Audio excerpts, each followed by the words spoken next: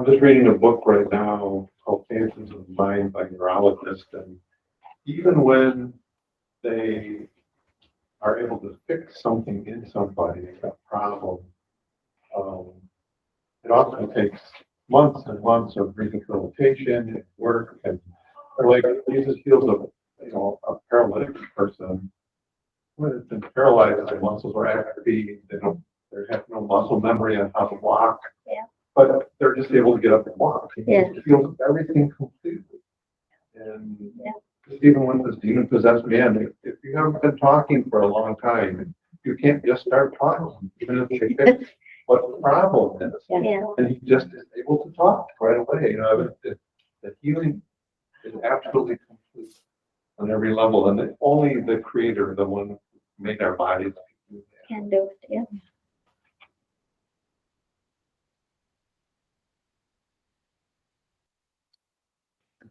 The next question is, what does this tell me about God in the teachings?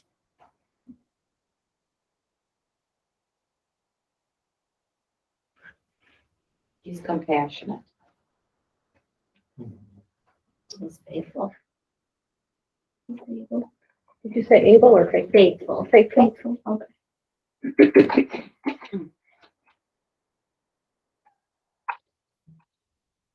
Like Powerful. powerful. Merciful. Yeah, merciful. Like Larry said, he designed us. So he's the creator and the father.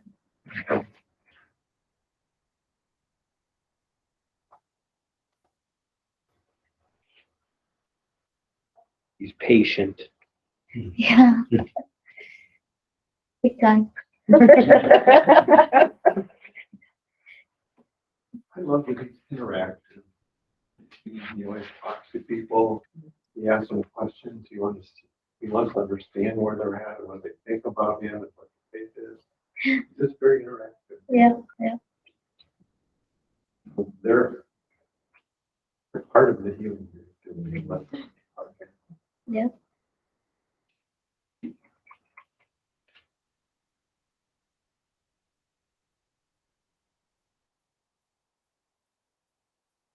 He's the true God.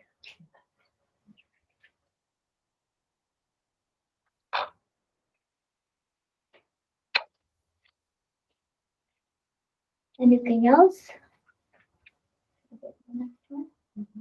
So I thought we'll do reality and vision. But I think next one we should do truth and lies. Because I don't think we did that with everybody. But yeah, Unless you're doing that. I'm not prepared. Okay. Oh, but we can do it. Because I was looking at it. I don't know, for some reason it was truth and lies was like this. Yeah, coming to me. So I prepared for reality and vision. We're good. So shall we do truth and lies? We'll look forward to truth. Okay. Unless you feel like it's prompting you to do it. He was prompting me to do it. He's your boss. You follow him. Okay, I follow him. So let's do truth and lies.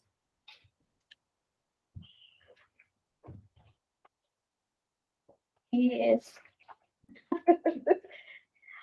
was prompting me even yesterday about it. So Okay, we're listening. okay, to him. yes.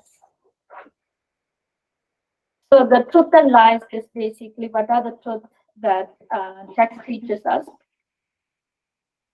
What are the lies that we are believing, right? So we have been believing. So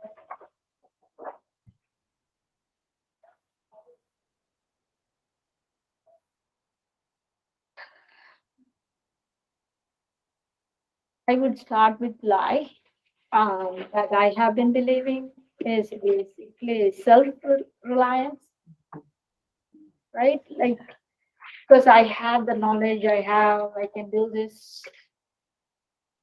And And sometimes there are times that I don't depend on God because I think He can do it. So that's the lie that I think um, that I have been believing. There are time to time when I forget Jesus with all the busyness in my life. Anyone else? Yeah, I wanna piggyback on that. I second that too. I wrestle with the lie of self-reliance and the belief that I have any power in myself to accomplish anything. And I notice that when I am being self-reliant, it has negative effects on not only on my spirit, but on my whole life. It affects my relationships negatively. They can tell when I'm in a self-reliant spirit, that's not pleasant. It affects my body. I can feel tension, the sense of like a physical burden almost that I'm carrying it. So when I can kind of recollect and realign with God and get into the real truth, get out of that lie. But that lie, that's a killer. Yes. And it's very celebrated. Self-reliance is very celebrated in our culture and our history. Yep. I think most of every culture, I think, has some sort of Some version of that. yeah. I think I have that too, but I mostly have, I think it's good or bad, where I am nothing. I can do nothing without God. I am so, have to rely on Him. It's not an option. So I have trouble trusting myself. But who are we supposed to trust? God. Yeah. So He keeps telling me, don't worry, don't be anxious for anything, just pray, and I will give you peace. I keep trying to come back to that, but I feel like, wow, anything I've done that's noteworthy is you that helped me to do it.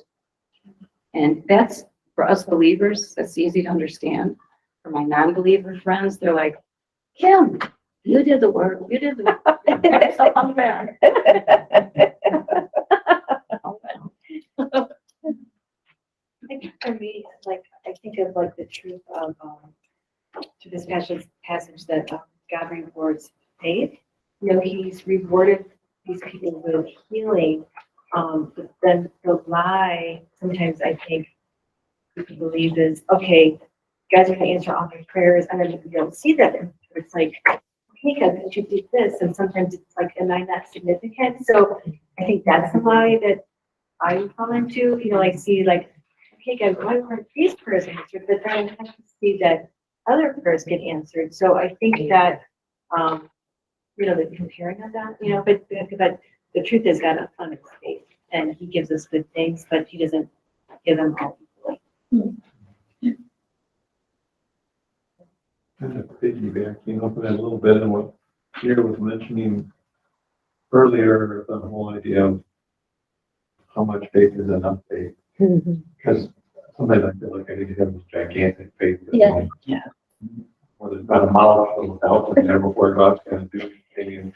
And understand that I wrestle with it, and my faith isn't perfect, and just with doubt sometimes, but Yeah. He still answers, and faith that I do have. I don't know if this will make sense, but as you were walking us through the sort of reflection and meditation, I imagined myself observing. So I'm not anyone being healed, just witnessing this beauty. And it helps remind me, I don't know how to decipher truth versus lie, but it reminds me that I'm not always the lead character in the story. And the lie I tell myself is that it's all about me.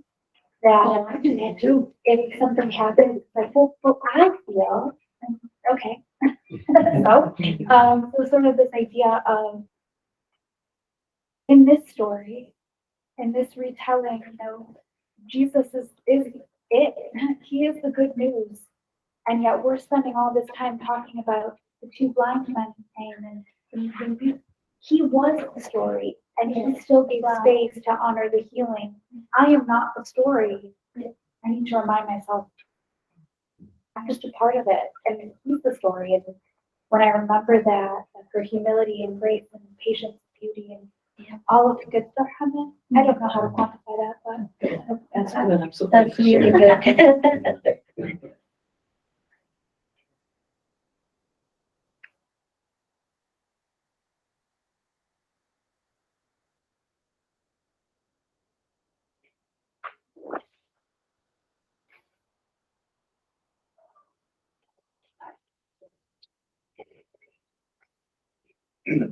I have I've been struggling with sometimes being confused in reference to who's influencing me. I guess I don't see the big picture as well as I should because way my expectations are answered are, there's people in your life that determine what your future is going to be, and because of that, you have expectations and they're not meant. You kind of blame that on God, and God's speaking. He's speaking to me in the moment, not and sometimes over in the big picture. And I get that's why my expectations aren't met because he does both the big picture and in the moment. So will it just make it clear to me what is it I'm supposed to learn from my expectations being fulfilled or not fulfilled? They're either in the moment or they're in the big picture. So it just makes me frustrated constantly. I don't know if anybody else gets confused between the big picture and the small picture. And if it was just one, I would be able to know what the truth is. And I think that's really such a reality for so much of us, that when life just does not make sense. And I just think that's the place where we just acknowledge that and just kind of rest in that compassion of God that it's not gonna make sense, but that He does care about that confusion. He does care about that heartache and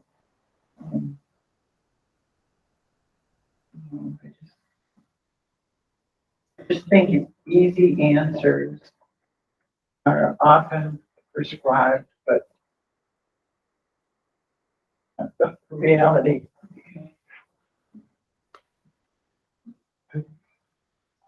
One of the things that I fall back on with that kind of a struggle sometimes, and I don't even remember who said it, but just one of the authors or maybe in a message I heard in church or whatever they were talking about, just always looking in the rearview mirror.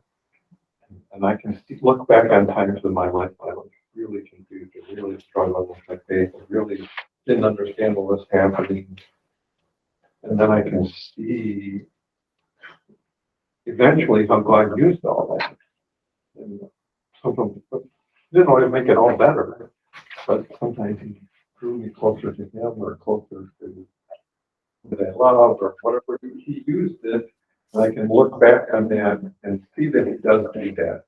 And so there's a sense of, yeah, this is tough right now, and I don't get it, and I don't know why I'm going to do this, but I've seen Him work enough times in the past. I can look in the rearview mirror and see, oh yeah, been here before, and He did help me, but He'll help me again. Yeah. Do you know what you're saying? It sounds like to me that when you're younger and more new to the faith, everything doesn't make any sense. And as you get older, the dots are connected, more clear. So that's probably the best thing that you can take from getting older.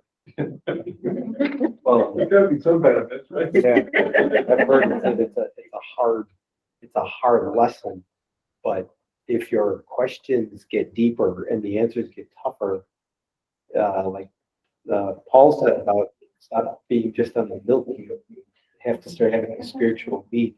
If God's letting you go down this road to deeper questions, he says, good, you've matured enough that I can hit you with something a little bigger. Yeah. And remember, I'm eternal. I'm the complete. I'm the absolute. And that's eventually where, you're coming there. So when you get hit with these bigger things, it's like, well, take it as a compliment because you're up to a mature enough level that I can actually give you this now. And you'll talk to me and we will continue. Well, you will wrestle and I will give you answers that you need. This is 5 years ago, 10 years ago, you couldn't handle this discussion. You weren't there. I had to keep the answers simple. I had to keep things kind of black and white because that's where you were at. But now I can bring up a bigger subject to you. I can bring up a bigger concern because I know you're going to lean on me for the answer. That's a good point. It's like understanding the verse that says, consider it joy when we face various trials. Yeah. I mean, Christian is like, are you kidding me? You're right. But as you grow, I still don't 100%, feel joy and or understand all the concept of that.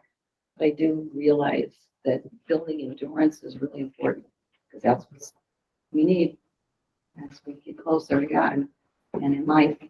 Yeah. And one of the lies I believe is basically, I want answers like this. Yeah. And when I don't see the answers, then I'm like, God, are you even hearing my prayer? Those are the lies that I struggle with and stuff like you're saying. As you get older, you get more mature, and and now the truth I believe is it's in God's time. I open my hands and whatever you want to teach me in this pain, in this challenge that I'm going through, it's take me through and teach me. If that's the patience that I needed, and he's basically, that's the reason he's taking me through this, right? So I can't see the end. I can, I don't know when my prayer is going to be answered, but he's taking me through it. The truth is, I believe that he's with me. I'm not alone. I'm not dealing with this by myself. What's good too is being in this crew. This is going to sound ridiculous, but I think in some ways I thought I was the only one who experiences all this. And hearing all of what just gives me chills just thinking about it. That I'm in this path with God with others. We're all in this together. The truth lie is one of the first lies we're hit with is the devil causes us to trip up and make a mistake. And then one of the first things he says is, you're all alone. Yes. Yep. You're all alone. Yep. Nobody else ever did it. It's only happening to you. Yes. Too far gone. No way God can forgive that. There's nobody who will understand. The isolation is a common one of his most effective weapons. I think it's interesting. This thread that we're on here is interesting in light of this specific healing because they literally were not alone. They literally were the two of them together. But of course, you don't always, that thread isn't in every healing or miracle, but it does seem that a lot of the healings are done in a public setting with lots of people getting healed. And, imagine sitting down to the Sermon on the Mount, in the section right before that, you had just done a massive healing. So now imagine maybe you're sitting listening to this sermon with hundreds or maybe thousands, who knows, people who have also been healed. So, here we are beside each other, we've just been healed, it kind of reminds me what you're saying, Kim, that we're all on this path together, but in our lifestyle, we get so isolated because we are just in our own separate homes, doing our own separate things. So, but they really probably had that, experienced that truth really actively.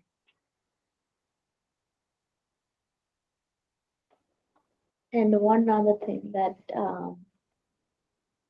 like you mentioned, that culture, right? So the Pharisees saying they are so stuck on rules, and that's, I think that's also devil telling us, right? Like, oh, this can be Jesus, this can be God, right?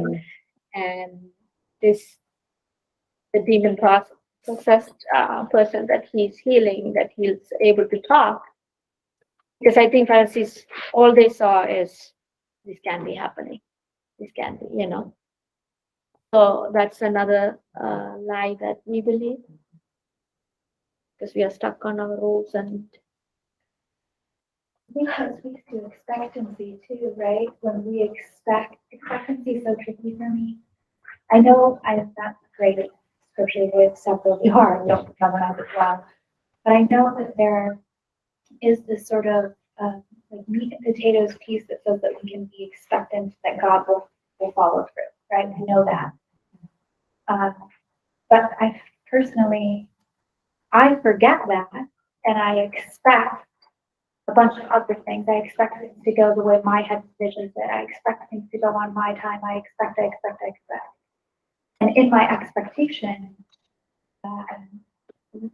looking away from one truth, and then I'm also refusing to accept new information. So we see a miracle in front of us, but I expect it to look like that. So no, but it's right in front of me. yeah, To me, it's almost like, yes, we should be expectant, but only on the fact that we don't know. So it comes back to this. Remember you have to pull that. In my mind, it's a silly analogy, and I'm not trying to be insulting to anyone, put us down on this level, but first thing when I come home from work, the two dogs in there. Yeah. Food time. Right. It's food time. Okay, you're home, food time. If you're here, we're expecting food time. Well, some days I just had to pick up the food. So I'm a little late. It was longer to get home because I had to stop and pick up the dog. And I've got a new flavor they're gonna love. And they come running at me. They're like, food time, you're late. It's food time. But I've got something new for you. It's gonna be good. Yeah. Well, I have to clean out the bin. I have to open the bag. It's all taking longer and longer. And the dogs are just going, that's like, you're told it's food time. But when I dump it out, it's a new one. It's so cold. They sniff and they go, oh, this is new. Dive in, and then all of a sudden they're the happiest animals in the world. Like, I'm taking care of you. You know I'm going to feed you. Well, isn't that such a perfect, as you say, I'm taking care of you. Yeah. Yeah. No one will do you. Can you stop? I can't. It's using the food. I have to open it up. Just. Oh, I think that's perfect. And then get your dog in that. This way, I see it. Oh yeah, we all wanted. God, this makes so much sense. Why aren't you just doing it like this? Your sense is in my sense. Yeah, that's perfect.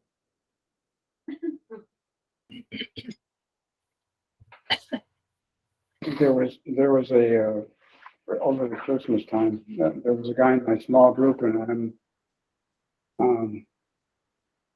and what I see all around me at Christmas time is people being together with their families. And this guy, even though he has lots of little girls and girls in general, no guys. He's got a family of little women and his wife, of course.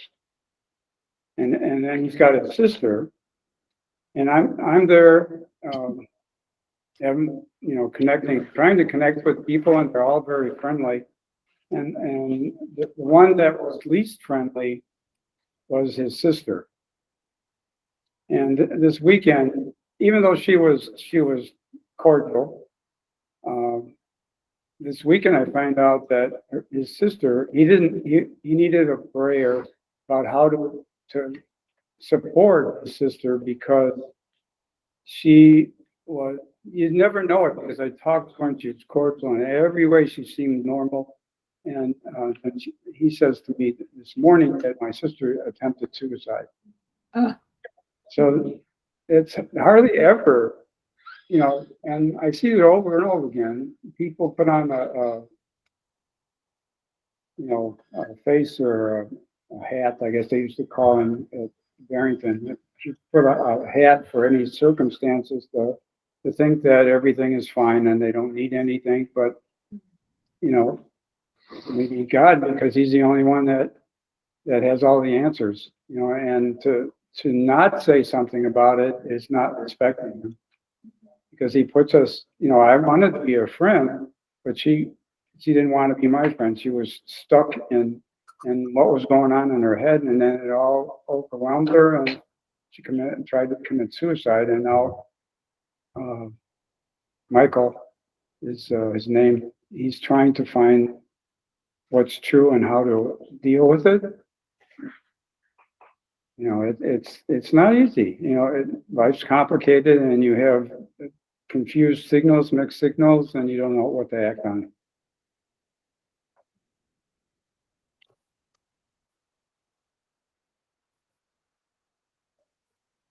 I can, oh, can I talk? Yes. The talk about suicide is pretty much in my mind. Can you hear me? Yes, we can hear you. You sound good. I have a younger sister whose son has schizophrenia, and he is living with her. And right now he's going through a difficult time. He's very paranoid. He is on medication, but the medication doesn't seem to be working. And my sister is taking care of him ever since the COVID. She took him out of the nursing home. And every day I get these texts where it's like she feels like she's giving up because it's just so hard. And she also has chemical sensitivity, so it's hard for her to be with a lot of people. And I'm mainly her main resource. And when I get these texts, like she doesn't want to live and all that, it's just like so hard. Because I'm the only one she really has, you know. And she's been dealing with it for a while. And it's just really hard. And I'm praying all the time for healing for them. And God answers the prayer. Once in a while, they're doing better. But it's just such a chronic thing. And it's just really hard because I have a twin sister who did take her life. And I just can't handle that happening to my other sister. So I understand what you're talking about. People don't understand either, you know. They have no idea what she's going through. And if it wasn't for God, there's no way I could handle this. And my sister is a believer, and she's trying to give it to God. But it's so hard. It's just so hard. And my nephew's name is Christopher. And before this Bible study started, he called me, and he was so paranoid. It was just terrible, all the things he was saying to me. And I just kept trying to respond to him. And we brought up Joel Osteen, and then all of a sudden it all switched, and he was normal again. So it's like God answers the prayers sometimes. It's just so hard. Anyway, thanks.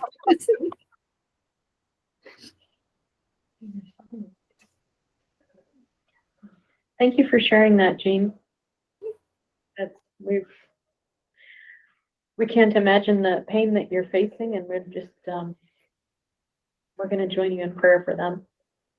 Christopher is your sister's son's name, and what is your sister's name? Dawn.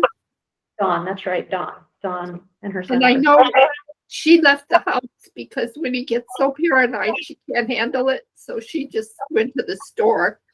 And Christopher calls me when, when his mom is gone, he calls me.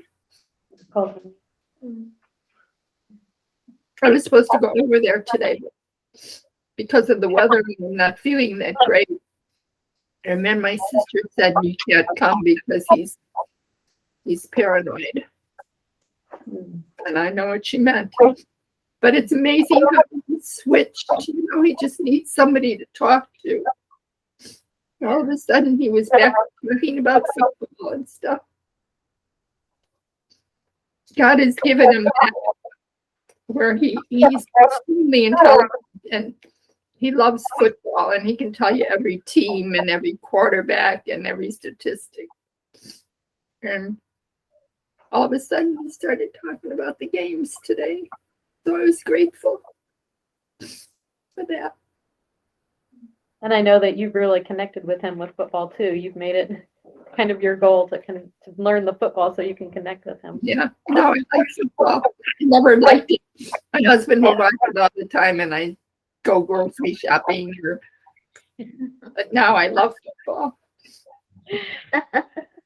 Jean, I really believe that God has put you as a gift into their life, into Don and Christopher's life, that they can have you loving them and praying for them.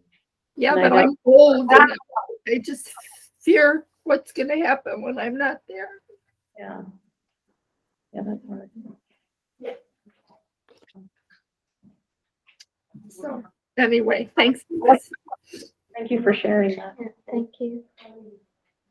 Should I go for this question? Yeah, let's do that. Okay, yeah, so the last question I have is, why might God be bringing this to my attention now?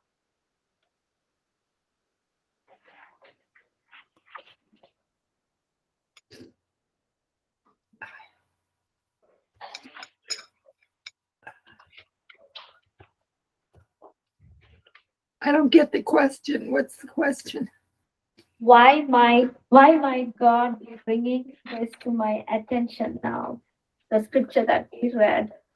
So about the two men, the blind men getting healed and all of the truth and lies that we've been thinking about related to that. If you look at your life, why do you think he might be bringing your attention to these truths and lies right now? Because he's trying to warn you of something very important you're gonna be facing in the near future. I'm not ready. The world's really screwed up, so we've got to be prepared to know what's going on to be able to know how to deal with it. I'm reminded of his power. He's powerful, like you said, Sharon. I mean, he's real, he's there. It's kind of everything. Leave. See ya. Did you answer? That was yours? Yes, yeah, I mean, in my life to believe. Know that he does answer prayer. Yeah. In the meantime, look for ways of helping you. Sometimes that's hard to see. Yeah. Yeah. That's the struggle when we're waiting. And he's sufficient to anything that our needs are, anything.